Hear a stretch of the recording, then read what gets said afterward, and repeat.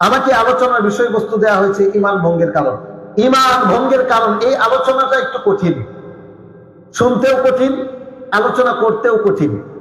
আমাদের সমাজের মানুষ অজু ভঙ্গের কারণ হয়তো জানে, কি করলে অজু ভঙ্গে যায়। রোজা ভঙ্গের কারণ জানে, কি করলে রোজা ভাঙ্গে। নামাজ ভঙ্গের কারণ হয়তো জানে, কিন্তু ঈমান যে ভাঙ্গে আমাদের সমাজের ম্যাক্সিমাম মানুষ এটা জানে না। সেটা যুবক হোক, বৃদ্ধ হোক, আলেম সমাজ, তাদের যেহেতু জ্ঞান আছে তারা জানে, কিন্তু যারা আমরা সাধারণ মানুষ এই সম্পর্কে জানি না। আমরা মনে করি বাপদাদার সূত্র থেকে ইসলাম পেয়েছি তো পেয়েছি, যাই কিছু করি না করি আমাদের ঈমান মনে হয় ভাঙবে না। না, অবশ্যই ঈমান ভঙ্গের কারণ আছে। মনে রাখবেন, একজন ডাক্তারের পোলা লেখাপড়া না করে ডাক্তার হতে পারে না। একজন ইঞ্জিনিয়ারের ছেলে লেখাপড়া না করে ইঞ্জিনিয়ার হতে পারে না। ঠিক মুসলমানের ঘরে জন্মগ্রহণ করলেই সেই ব্যক্তি মুসলমান হয়ে যায় না। ওই ব্যক্তিকে জেনে শুনে বুঝে ইসলাম ধর্মকে কবুল করতে হবে। আপনি যদি ইসলাম ধর্মকে জেনে শুনে বুঝে কবুল না করেন, তাহলে আপনার এই ঈমানের এক পয়সার দাম নাই। আল্লাহ সুবহানাহু ওয়া তাআলা পবিত্র কোরআন সূরা মুহাম্মদ 47 নম্বর সূরা 19 নম্বর আয়াতে আল্লাহ রাব্বুল আলামিন বলেন, ফা'লাম আন্নাহু লা ইলাহা ইল্লাল্লাহ। আগে তুমি জানো, আগে তুমি বুঝো, এরপরে তুমি বলো লা ইলাহা ইল্লাল্লাহ। আপনাকে জ্ঞান হাসিল করতে হবে লা ইলাহা ইল্লাল্লাহ মানে কি। আপনাকে এটা জানতে হবে, শিক্ষা করতে হবে লা ইলাহা ইল্লাল্লাহ মানে কি। রাসূল সাল্লাল্লাহু আলাইহি ওয়াসাল্লাম উল্লেখ করেছেন, মান মাতা ওয়া হুয়া ইয়া'লামু আন্নাহু লা ইলাহা ইল্লাল্লাহ দাখালাল জান্নাহ। যেই ব্যক্তি এই কথা জানলো যে আল্লাহ তাআলা সত্য কোনো ইলাহ নাই, সে যদি এই কথা জানার পরে মৃত্যুবরণ করে, আল্লাহ তাআলা পুরস্কার হিসেবে ওই ব্যক্তিকে জান্নাতে প্রবেশ করাবেন।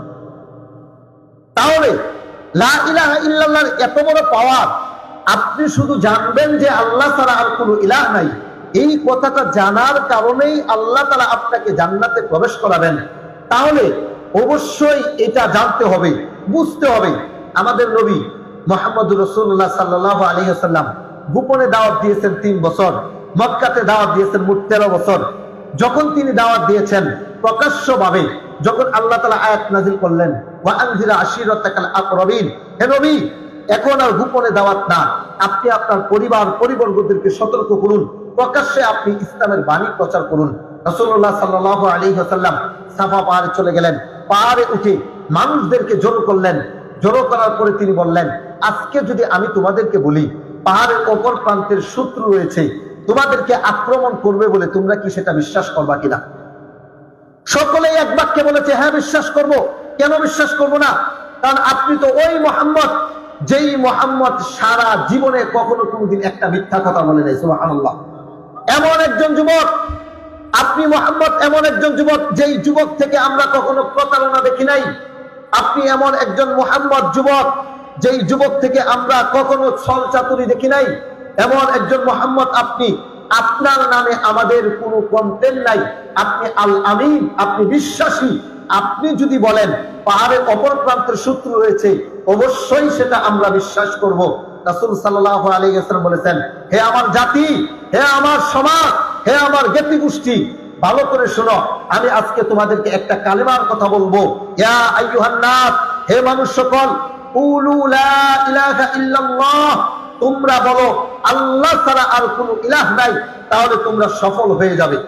এই দাওয়াত যখন রাসূল সাল্লাল্লাহু আলাইহি ওয়াসাল্লাম দিয়েছেন, তখন আবু লাহাব, রাসূলের আপন চাচা, 2 হাত উঁচু করে রাসূলকে মারতে গিয়েছেন। আলি হাযা জামাতানা, আমাদেরকে আজকে তুমি এই জন্য একত্রিত করেছ, এই জন্য আমাদেরকে একত্রিত করেছো যে আল্লাহ ছাড়া আর কোনো ইলাহ নাই। শুধু এই কথাটা বলেছিলেন যে আল্লাহ ছাড়া আর কোনো প্রকৃত ইলাহ নেই, এই কথাটা বলার কারণ নেই। একটু আগে যারা বলেছিলেন আপনি আল আমিন, বিশ্বাসী, আপনি সত্যবাদী, আপনি কখনো মিথ্যা বলেন না, আপনার কথা আমরা নির্দ্বিধায় মেনে নিব, যখনই বলেছে লা ইলাহা ইল্লাল্লাহ, আবু লাহাব 2 হাত উঁচু করে গেছে রাসূলকে মারার জন্য। কি এমন বাক্য এই কালেমার মধ্যে রয়েছে যে রাসূলকে সাথে সাথে মারতে চলে গেল? 40 বছর রাসূল এই মক্কাতে জীবন যাপন করেছেন। এই 40 বছরের মধ্যে রাসূলের চরিত্রের মধ্যে একটা কালিমা কেউ লেপন করতে পারবে না। সেই ব্যক্তি ইসলামের দাওয়াত দিচ্ছেন, কালিমার দাওয়াত দিচ্ছেন, তার জাতি এটা গ্রহণ করে না। বরং তাকে আরো উল্টা মারার জন্য প্রস্তুতি গ্রহণ করেছেন। কেন? এই লা ইলাহা ইল্লাল্লাহর মধ্যে কি এমন রয়েছে, এটা আমাদেরকে জানতে হবে।